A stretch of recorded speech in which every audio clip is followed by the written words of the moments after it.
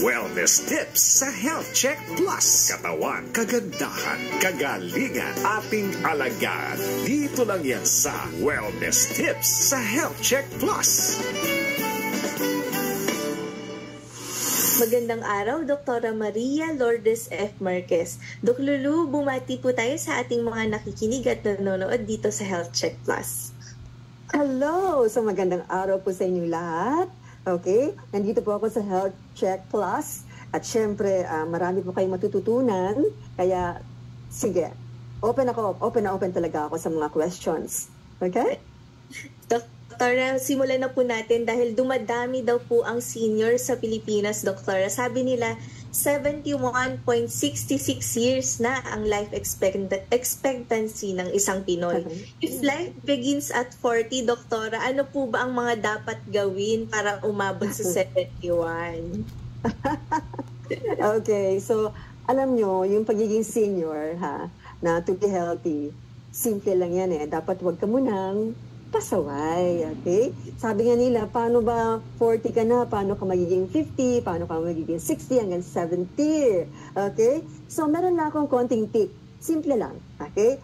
Dapat to age gracefully. Nakita niyo sa likod ko, I believe in aging gracefully. Dapat meron po kayong mnemonics o code. Importanteng malaman yung mnemonics na ha, hi, ho, hu. Okay? Ano naman yun? Yung ha is happy. Okay? Dapat happy. Hindi yung nakalosyong-losyong ka lang dyan. Lagi ka nakakalungkot, nag-pandemic na lang, hindi ka pa happy. Dapat kahit na may problema, may pandemic, you try to smile. Okay? Pwede naman, di ba? Yung hair is healthy. Remember, you are what you eat. You are what you drink. So you have to be healthy by eating what? Good carbs, right? Dapat may mga protina for the amino acid. Dapat merong good fats and all the vitamins and the minerals, you need that. And of course, the water. Pati probiotics, importante po yan. To be healthy. Yung naman, hi pala, hi. Yung HI, yan yung hip. Dapat hip ka. Hindi ka losyang-losyang. Diyos ko, 2023 na ngayon. Tapos, ang itsura mo, 1950s pa. Mali. You have to be hip. Okay? And yung HO, is you have to be hot. Especially kung ikaw ay may asawa, ate, kuya, you have to be hot. Hindi yung, cold ka, baka iwanan kayo ng asawa ninyo pag ikaw ay cold, so you have to be hot. Okay? Yun naman tinatawag na HU, yan yung sense of humor. Kasi hindi ka pa joke-joke, baka iwanan ka din ng asawa mo, ang corny-corny mo. Di ba? So always remember, yung mnemonics natin. Ha? Hi, ho, hu.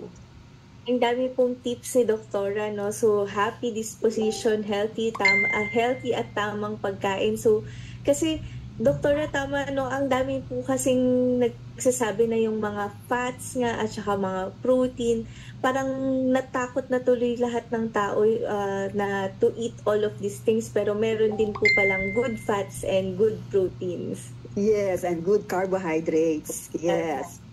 At dagdag ko na rin, Teacher Ellie, no? May sinasabi sila na yun nga, yung carbo, yung protein, yung fats, yan yung mga nutrients na dapat ipasok sa loob ng cells natin. Since we are made up of trillions of cells, dapat yung cellular nutrition ay tama. So, 3. So, yung pang-4, vitamins, and of course, the minerals. And of course, pang-6, the water. And pang-7, probiotics are also important.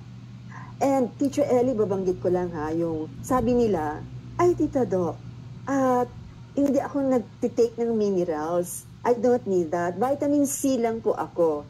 Karamihan po kasi ng tao, yun lang ang gustong tinitake. Vitamin C, napakasikat po niyan. Hello, mali po. Okay? Vitamin C is a water-soluble vitamin. Kahit na mag-take ka ng 2 grams niyan, ay iiin mo lang yan. Okay? Mabilis siyang mawala sa katawan mo. If you take vitamin B, maraming vitamin B, right? May B, vitamin B complex, water-soluble din yan. Madali din yan mawala sa katawan mo. Pero din tinatawag ng fat-soluble vitamin, vitamin A, D, E, and K. Dapat tama lang yan na iti-take mo sa katawan mo. Kasi pag sobra-sobra yung fat-soluble vitamin, masama po. Now, pagdating sa minerals, Teacher Ellie, ay, sabi nila, umiinom po ako niyan. Calcium, magnesium, sodium, potassium, zinc, etc., etc. Pero Teacher Ellie, alam mo ba kung gaano kadami dapat i-take na minerals? Marami. It has to be more than 70 plus ionic minerals. I'm talking about ionic minerals. Okay? Okay. Now, pati naman sa water, we have to drink about 1.5 to 2 liters of water. And ito lang, mabanggit ko lang, Teacher Ellie, I've been lecturing about water all my life. Okay? Mineral, alkaline, lahat na ng klaseng water na alam mo, Teacher Ellie. But now, merong evolution. Bangitin ko lang ha, it's all about black water. Hindi ako mag-advertise dito. Sinasabi ko lang, meron tubig na ang kulay ay itim. Naaral po siya recently lang po. Okay? May scientific study ba yan? Meron. It's all about fulvic minerals. Fulvic minerals po.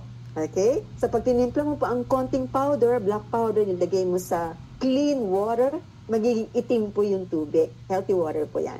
Okay? Okay, what can it do? Okay, remember, sa lahat na nakikinig, sabi nila, prevention is better than cure. Di ba, Teacher Ellie? Yun ang madalas sinasabi natin sa mga estudyante natin. Kaya lang, wellness is easier said than done. Alam natin yung wellness, sobra talaga. Kung ano yung mali, ginagawa pa rin. Yung alam mong tama, hindi mo tinatama. So wellness is easier said than done. Okay? Ayan, Doktora. Na naman po tayo sa isang tanong from one of our viewers. Okay. Ano po ang inyong payo ukol sa sex life o pagtatali kapag dumating na sa edad na 60 at paano mapapanatili ang mas malang relasyon ng mag-asawang pareho ng senior? Yes, okay. So, yung pagtatalik or sexual intimacy ng senior, okay, hindi pare-pareho. Okay? Pwedeng yung lalaki, active pa. Pero yung babae, pwedeng hindi na kasi menopause na siya.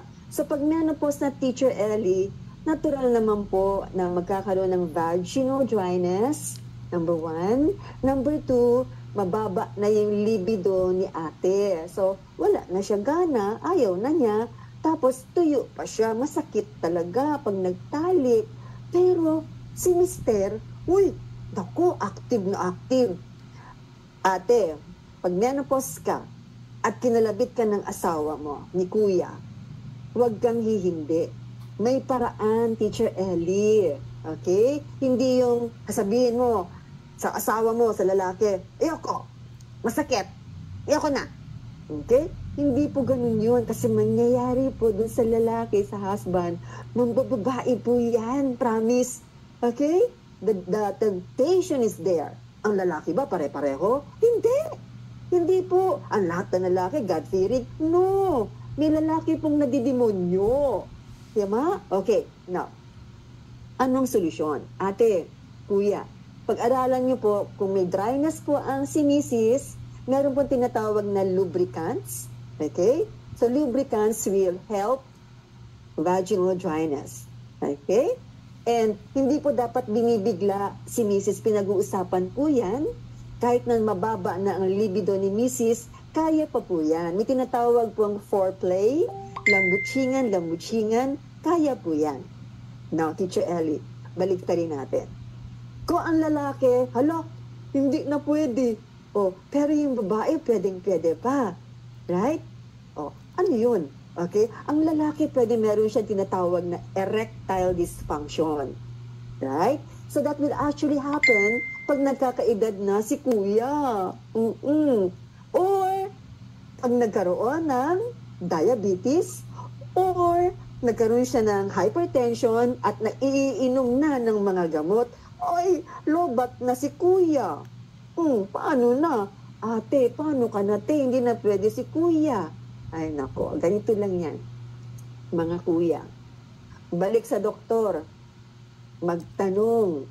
Huwag ka magtanong sa kapitbahay. Huwag ka magtanong sa best friend mo. At pupunta kayo ng ongpin, bibili lang ng mga nampapatayo. Mali po yan, dahil pwede mong ikamatay yan. Kuya, okay, sabihin mo, kuya, sa doktor mo na yung gamot na binibigay mo, dok, naluluwabat ako mas lalo.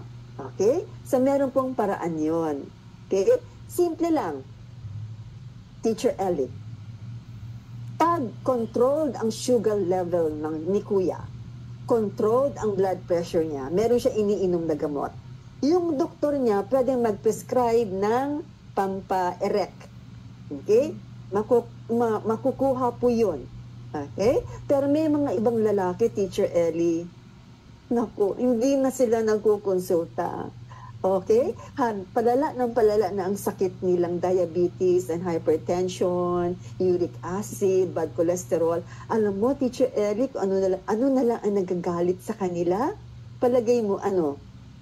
Ano na lang po, doktora? Mukha na lang nagagalit.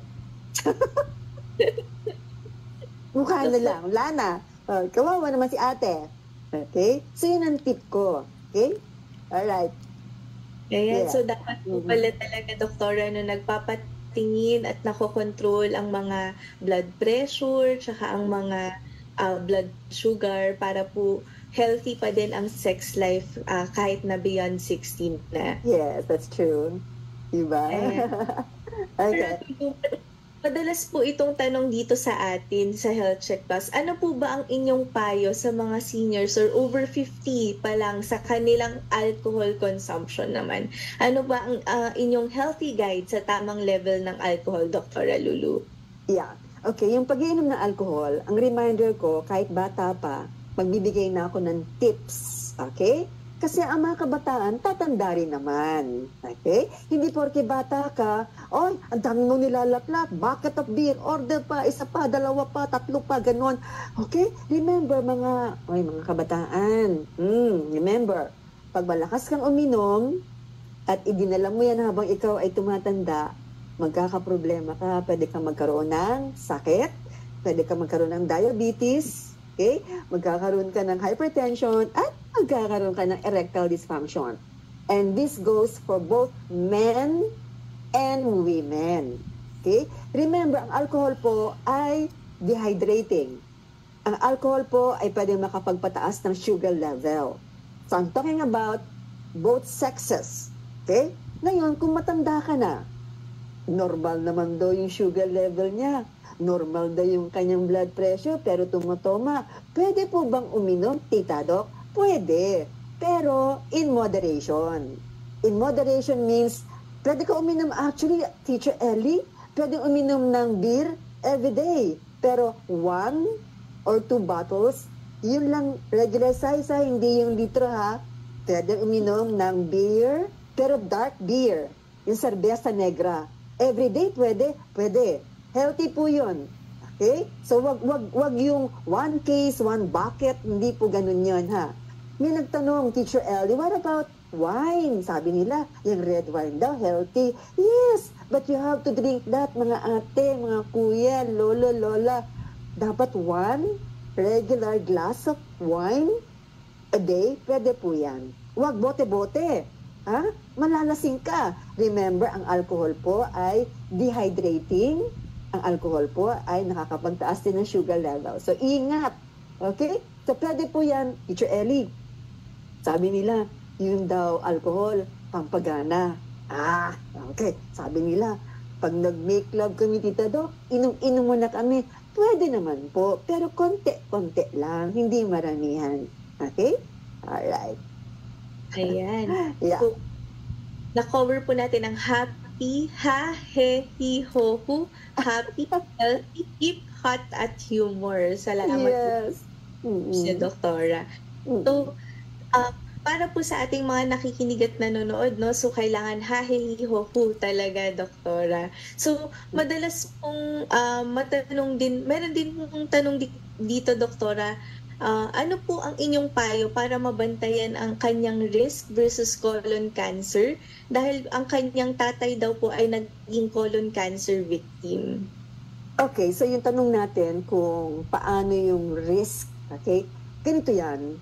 Kung ang tatay mo o nanay mo, okay, pwedeng nagkaroon ng colon cancer at pwedeng namatay, I don't know, okay? Ang question is, pwede mo bang mamana yun? Itong anak niya, pwede niyang mamana yun, right? Remember, ang cancer po ay may tinatawag na genetics or heredity.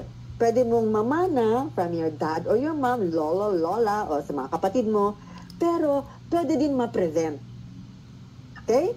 Meron kasi Teacher Ellen nagsasabi, yung ibang tao ganito, ay Tita Doc, yung lolo ko namatay dahil meron siyang cancer of the prostate. So ako din, ginudge niya yung sarili niya, ako din, magkakaroon din ako ng prostate cancer. Yun din na ikamamatay ko. Wow! Teacher Ellie, kalain mo yun, ginudge niya yung sarili niya. Hindi po ganun yun, mga ate, kuya ha. Mali po yun. Kailangan, kung may alam ka, may warning na, sa pamilya ninyo, meron history of cancer, diabetes, hypertension, etc., etc., pwede pong makontrol yun. Paano? Then you have to correct your lifestyle. Paano ka ba kumain? Umiinom ka ba? Ang pagkain mo ba? Maalat, matamis, mamantika? Naninigarilyo ka ba? Tumutoma ka ba? Wala ka bang tulog? See?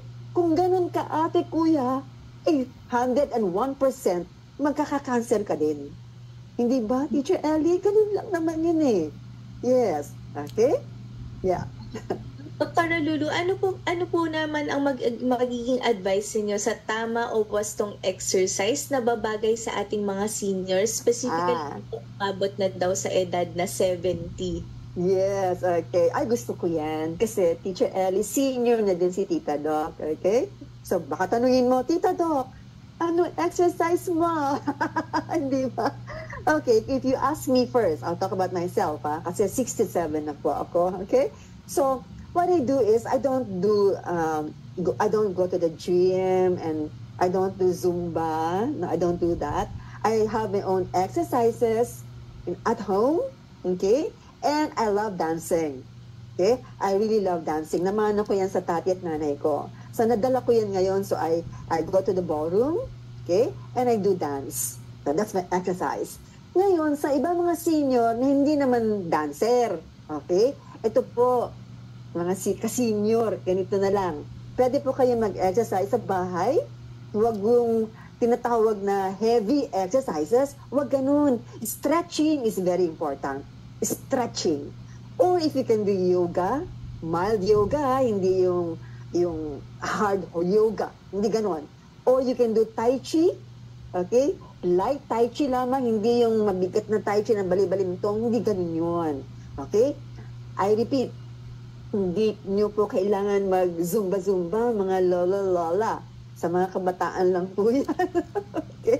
Sabi naman nila, Tita Doc, kaya naman mag-zumba ng lolo't lola ko. Pwede po yun, pero in moderate lang. Okay? Kasi pwede mo din ikamatay yan, pag masyadong sobra ang exercise. Okay? But you have to exercise every day. Diba, Teacher Ellie? Exercise every day po. Dr. Lulu, bago po matapos ang ating panayam, magpayo po tayo kung ano ang inyong healthy aging tips para sa mga taga-subaybay natin dito sa Health Check Plus. Yes, so, alam nyo, yung aging na yan, hindi mapipigilan. Everybody will age. Okay?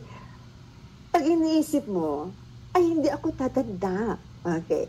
Huwag mo sasabihin yan, lahat tayo tatanda. Kaya lang, it has to be gracefully and healthfully and beautifully. Okay? Madalas kong sinasabi na, uy, ito pa, Teacher Ellie. Nabanggit ko yung ha-he-hi-ho-hu, di ba? Right? Okay. Meron pa ako nasabihin sa inyo. Another mnemonics. News N-E-W-S-A. Ano yun? Okay? N is for nutrition. Pag-usapan na natin yung nutrition, alam nyo na yan, mga karbo-karbo, di ba? Yung E, exercise. Okay? Right? Okay. Ano yung W? Yan yung water. We need water. Remember, ang katawan natin, no? Tinatawag na cellular nutrition. Your body needs 62% of water that should enter your cells. 62%. So you need water. Okay? N-E-W, ano yung S? Tulog.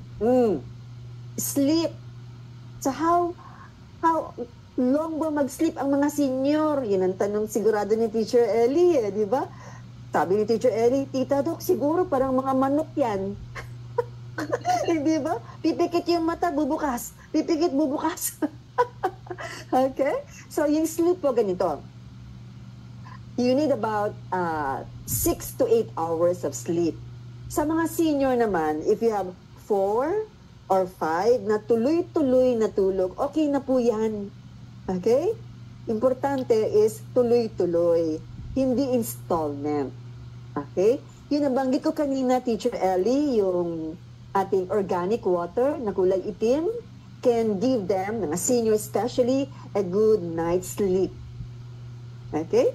Yan ang aking tip. So, N-E-W-S, A. Yung A, antioxidants po yan. Remember, antioxidants ay panglaban ng, free radicals. Dapat malaman ng lahat ito. Listen to this. Yung free radicals na yan are actually produced by your body from the time you were born. Hindi po yan basta nandyan lang. Si Tita Doc lang meron yan. Si Teacher Ellie lang. No! Everybody has that from the time you were born. Kaya lang, eto na. Pag nagkakaedad na, nag-start na yung problema, yung free radicals na yan, hindi na nababalance. Ano bang pang-balance nun? The antioxidants. Remember, if you have free radicals, nababalance siya ng antioxidants. Kaya lang, sa dami niyan, masabi na nag-pandemic, yung free radicals mo, ang dami, ang taaso, okay? Yung antioxidants mo nandito sa baba. Dapat, damihan mo yung antioxidants mo para balance. Okay? May nagtanong, Teacher Ellie, saan nakukuha yun? Kumain ka ng maraming prutas at gulay. Wala po yan sa hamburger. Wala yan sa french fries. Teacher Ellie, bagitin ko lang ha. Yung pagkain ha. Okay? Ito magandang kainin na prutas. Una, bayabas. Pangalawa, guyabano. Pangatlo, papaya. Pang-apat, maganda yung kakao. Pang-lima, avocado. 5 klaseng prutas yan ang thumbs up talaga. Hindi kayo magkakamali. Maraming antioxidants. Okay? Yes. News, nutrition, exercise, water, sleep, and antioxidants. Ayan. Yes. Salamat. Sobrang dami nating natutunan kay Dr. Lulu. Maraming salamat po, Doktora. Yeah. Maikli ang ating oras kapag very exciting at relevant topics ng ating panayan.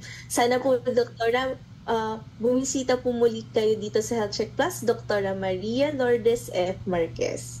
Thank you so much. Maraming salamat. Ayan, thank you very much po, Doktora. Hanggang sa susunod na linggo, ako po si Teacher Ellie Campos Banayat, kasama ang ating mga eksperto dito sa pinagkakatiwalaang programang Pangkalusugan. Tandaan, ating pangalagaan ang ating kalusugan sapagkat ang kalusugan ay ating kayamanan. At huwag kalimutan batiin araw-araw ang ating minamahal. Be kind, be safe, and stay healthy. Patuloy natin sundin ang mga health protocols, lalong-lalo na ang hand washing, para sa kaligtasan natin at ng ating pamilya at ng komunidad. Ang Health Check Plus ay production ng Vital PH Science Incorporated kasama ang Manila Broadcasting Corporation. Mapapanood nyo ang iba pang video on health, wellness, and beauty sa YouTube channel ng Health Check Plus at www.youtube.com/c/healthcheckplusph.